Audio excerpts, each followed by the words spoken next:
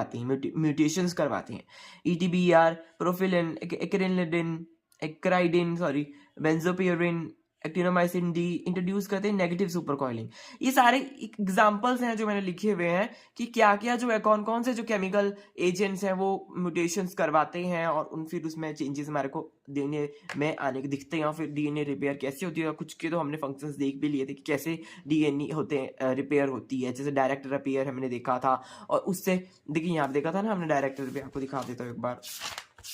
तो इतनी सारी म्यूटेशंस हो रही हैं, इसका कारण यही है, डिफरेंट चीजें, ionising radiation, non ionising radiation है, ये सब डीएनए रिपेयर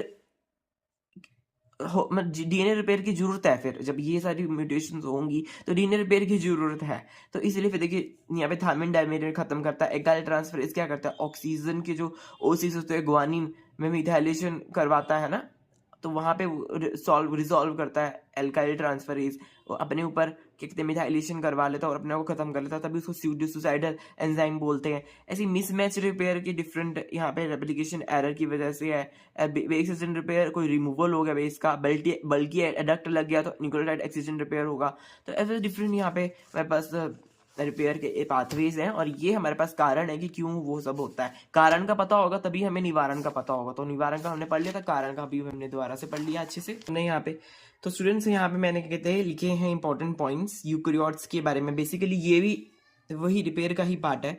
तो इन यूकेरियोट्स में म्यूट एल जो होता है वो किंक क्रिएट करता है। म्यूट एल बेसिकली हमने वो जो यहाँ पे देखा था ना, जो म्यूट एस और म्यूट एस का जो हमने ये सारा हमने न्यूक्लियोटाइड एक्सीजन रिपेयर में शायद हमने ये पढ़ा था।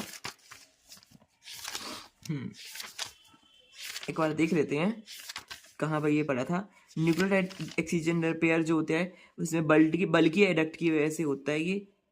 सॉरी ये मिसमैच में हमने पढ़ा था, मिसमैच में। तो ये हमने मिसमैच में पढ़ा था। इसमें देखिए म्यूट एस जो एल है जो किंक क्रिएट करता है, और म्यूट एस अल्फा, जो एस अल्फा है वो क्या करता है, मिसमैच और स्मॉल इंसर्शन डिलीशन लूप को रिकॉग्नाइज करता है। किसको रिकॉग्नाइज करता है, मिसमैच को और स्मॉल इंसर्शन डिलीशन लूप को ये रिकॉग्नाइज करता है।